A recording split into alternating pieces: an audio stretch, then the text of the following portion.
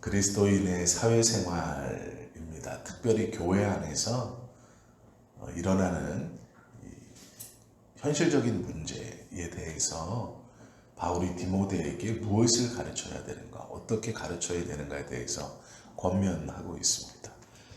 교회 구성원들을 보면 귀족이나 사회적 신분이 높은 계층은 많은 사람들이 아니었습니다. 즉 소수였고 그 아래에 지배계층들 아니면 하층민들이, 노예나 종은 아니더라도 고용되어진 하층민들이 교회의 대부분의 구성원들이었습니다. 지금은 그렇진 않지만 이 당시에는 주인과 종이라는 뚜렷한 신분이 존재했습니다. 그리고 그들이 교회에 와서 복음을 받아들이고 믿는 사람이 된 것이죠. 그런데 이제 복음을 받아들이면 받아들일수록 문제가 생기기 시작했습니다. 지금도 조금 색깔은 다르지만 이런 비슷한 문제들이 있습니다. 그래서 어떤 문제가 이 교회에 나타나고 있었는가, 그것을 좀 보려고 합니다. 바울은 멍에 아래 있는 종들이라고 표현합니다. 이것은 두 가지 경우입니다. 하나는 멍에라는 것은 소가 밭을 갈 때 소에게 지우는 그 쟁기를 단 어깨에다 거는 그 기구를 멍에라고 부릅니다. 즉 이게 무엇이냐면 완전히 신분이 종인 사람, 즉 노예를 가리키기도 하고, 또 하나는 고용되어진 사람입니다. 어떠한 일을 위해서 단기적으로든 장기적으로든 고용되어져 다른 사람의 밑에 있는 사람을 뜻하기도 합니다. 그러면 노예라는 이 슬레이브는 없지만 지금 현 시대에 이렇게 고용되어져서 상전과 즉 고용주와 고용인, 주인과 직원, 이런 관계는 지금도 있을 수 있습니다. 이 관계가 문제가 생기기 시작했습니다. 어떠한 문제냐면 신분이 높은 사람과 신분이 낮은 사람이 하나님의 교회에 와서 복음을 접하고 그곳에서 하나님의 말씀을 접하다 보니까 신분이 높은 사람이 자발적으로 신분이 낮은 사람을 대우해 주는 일이 생겼습니다. 그런데 문제는 신분이 높은 사람이 신분이 낮은 사람을 자발적으로 대우해 주고 그를 존중해 줄 때는 문제가 없었는데, 신분이 낮은 사람이 신분이 높은 사람에게 왜 나를 대우해 주지 않느냐 라고 말할 때 이제 문제가 생기기 시작하는 겁니다. 주인이 불신자이고 족이 신자일 경우, 즉 나의 고용주가 안 믿는 사람이고 내가 이제 신자일 경우, 바울이 먼저 그것을 얘기하거든요.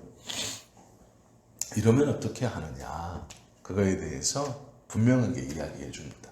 종은 자기 상전을 섬기는 일에 자기가 예수님을 믿고 자유한 몸이 되고 하나님의 자녀가 되었다는 생각에서 주인에 대하여 경히 여기는 자세를 취하면 안 된다, 이렇게 말합니다. 종이라면 자신의 위치를 지킬 수 있어야 한다라고 말하고 있습니다. 믿지 않는 주인이에요. 그런데 자기는 믿음이 있습니다. 그러면서 하나님의 말씀의 진리를 알아요. 그래서 왜 저 사람은 어리석게도 하나님의 말씀을 몰라서 자기와 내가 똑같은 사람이라고 생각을 못하지? 라고 생각하고 있는 것입니다. 지금 현대에도 그런 사람들이 있습니다. 믿는 사람인데 주인의 행태를 보면 너무 폭류를 취하고 착취를 취하는 것 같아서 이건 해도 너무한 것 아니냐, 이렇게 하면서 일어나는 분들이 있어요. 그것이 때로는 옳을 수 있습니다.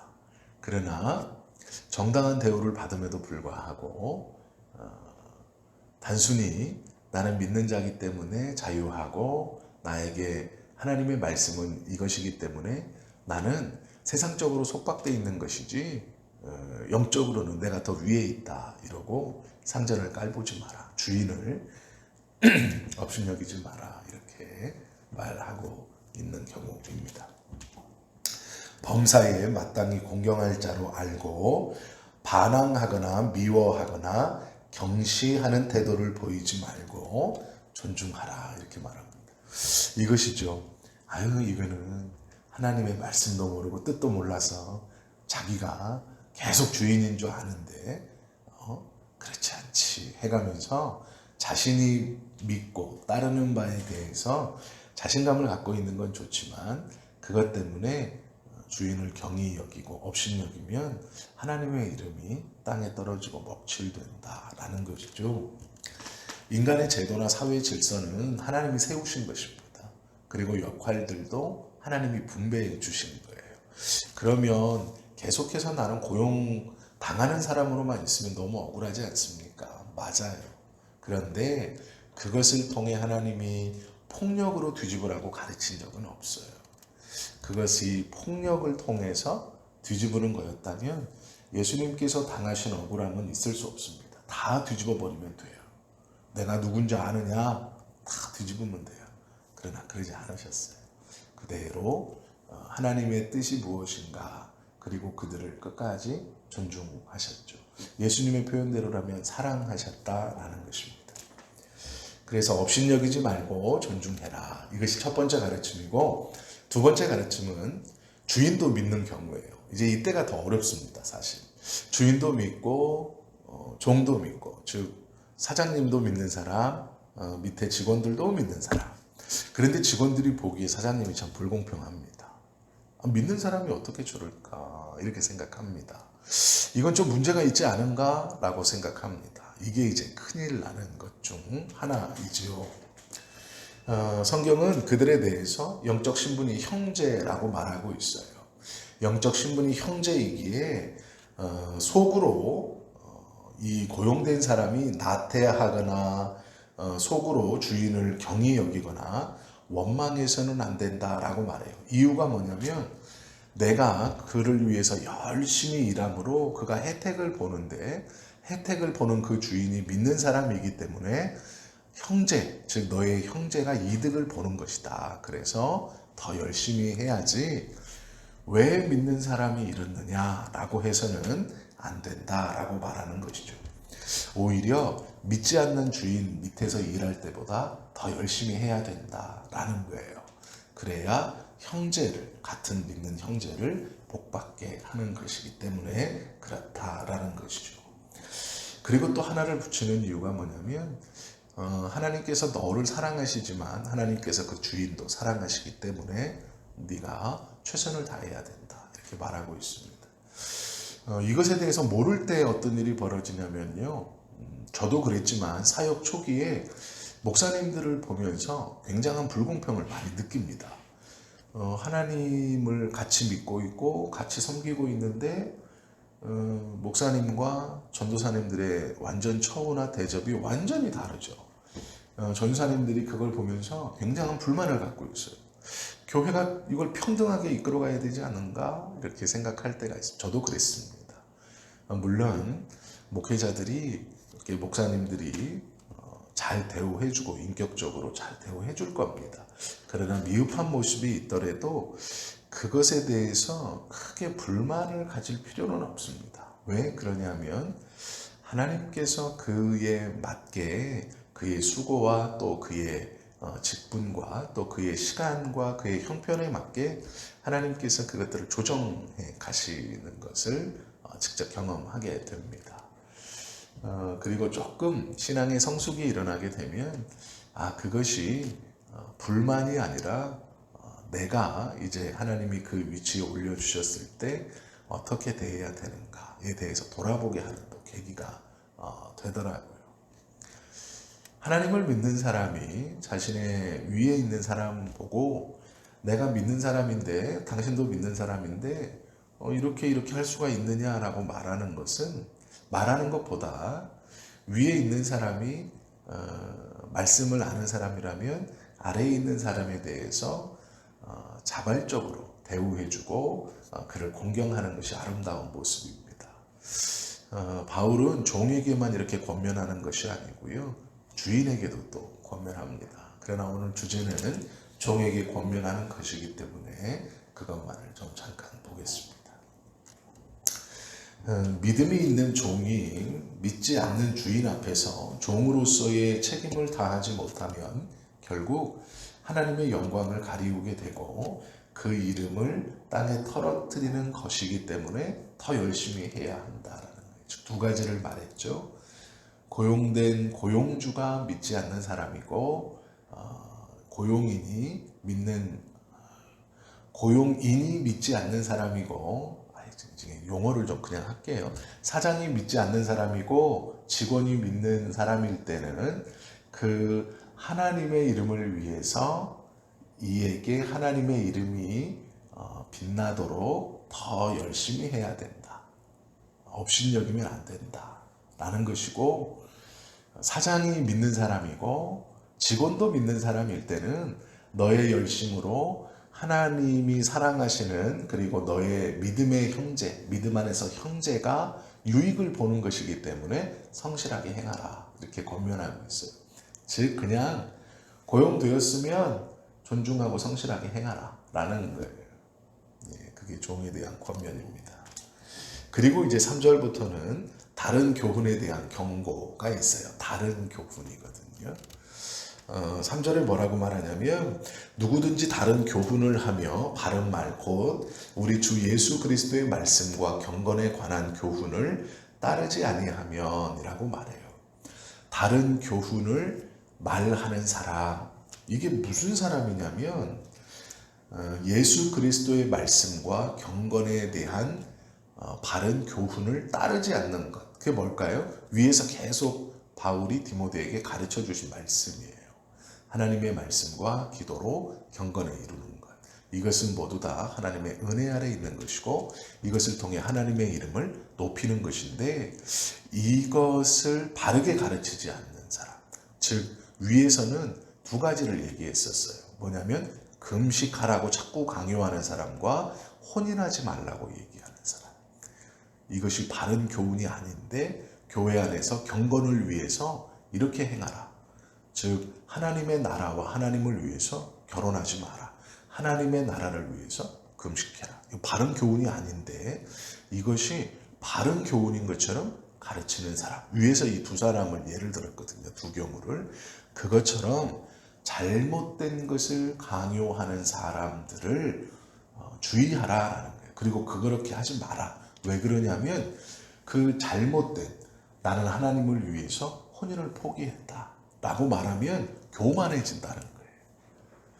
교만해질 수 있는 가능성이 매우 높다. 왜 그러냐면 자기의 입으로 내가 하나님을 위해서 무엇을 포기했다 라고 말하는 것 자체가 교만의 출발입니다. 즉 믿는 사람이 내가 하나님의 나라를 위해서 뭘 했어 라고 말하는 순간 그 교만한 자가 돼버리는 거예요.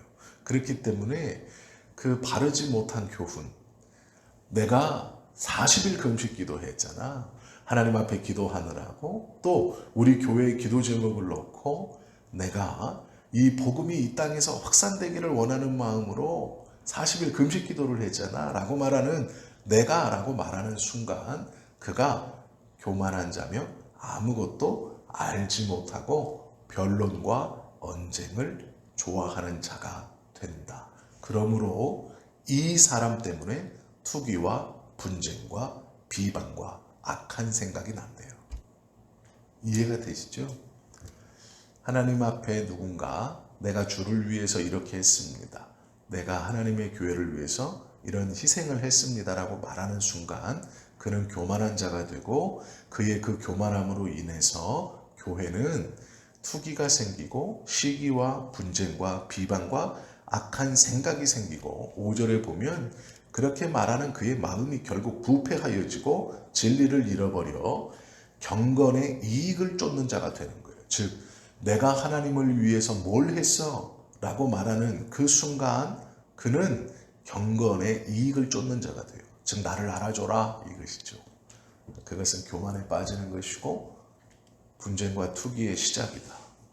이렇게 말해요. 그래서 잘못된 가르침을 따르면 안 된다. 그리고 그것을 가르치지 마라 이렇게 말해요. 하나님의 나라를 위해서 헌신된 분들이 분명히 있습니다. 그러나 자신들의 입으로 내가 주님 나라를 위해서 무엇을 했습니다. 즉 하나님의 교회를 위해서 평생 이렇게 손해를 보았습니다 라고 말하는 순간 그의 그 말이 그에게는 교만함이 되고 그것을 통해 그는 경건의 이익을 쫓는 자가 돼요. 이것이 참 위험하고 두려운 말씀인데요. 하나님께서 어떤 사람을 쓰셔서 주의 교회와 또 하나님의 나라의 어떠한 부분을 담당케 하시면 그는 그 도구로 쓰임받는 동안 살아있는 거예요. 그리고 그 도구로 쓰임받기 때문에 그의 삶이 하나님 은혜 아래 그것을 감당하는 복을 받는 겁니다. 즉 자신의 삶은 내가 그것 때문에 희생했습니다 라고 본인이 느낄 수 있지만 하나님께서는 내가 너를 통해 나의 교회와 나의 나라를 일하기 위해 너를 지금의 형편으로 두었다라고 말씀하세요.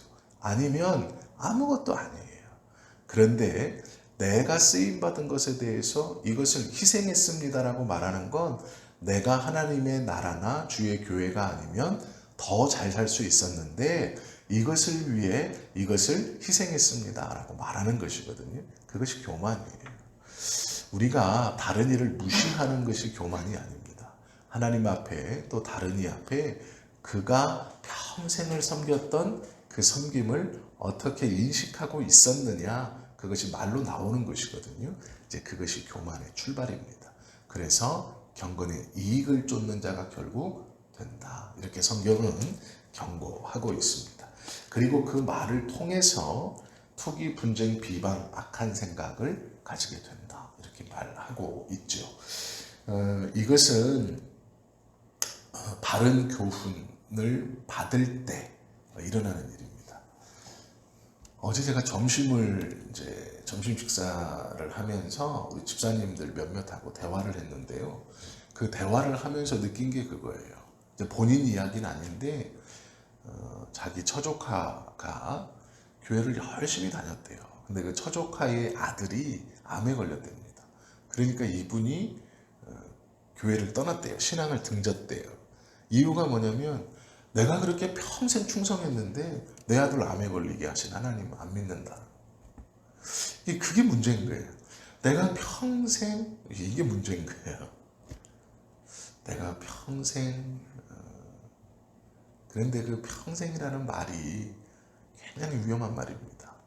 본인의 입장에서는 내가 교회를 섬긴 것이지만 하나님의 입장에서는 그를 붙들고 계셨던 것이거든요. 그가 그의 마음속에 하나님의 교회에 있었던 이유가 무엇인가를 고백하는 순간 하나님께서 그를 놓아버리신 거예요. 그의 마음에 있었던 것이 교만이었고 그의 섬김과 봉사와 순종은 경건의 유익, 내 아들이 결국 잘되고 출세하는 것, 그것에 맞춰져 있었기 때문이죠. 그것이 아니라면 자신이 대접받고 자신이 주목받는 것에 맞춰져 있었기 때문이죠. 그러한 경우들이 우리 주변에 참 많이 있습니다. 그런데 이 집사님이 결국 뭐라 그러시냐면 참 그것이 그렇게 관계가 없는 것인데 라고 말하더라고요. 그것이 그렇게 관계가 없는 것인데 왜 그럴까요? 이렇게 말하더라고요. 그래서 바른 말씀을 익히고 배운다는 것은 매우 중요합니다. 우리가 그리스도인이 무엇보다도 바른 교훈에 집착하며 언제나 그 교훈에 순종해야 하는 것이죠. 이것을 좀 바로 깨닫는 것이 하나님 앞에 굉장히 중요한 일입니다. 그런 은혜 아래 살아가실 수 있는 우리 모두가 되시기를 예수님의 이름으로 축원합니다. 기도하겠습니다.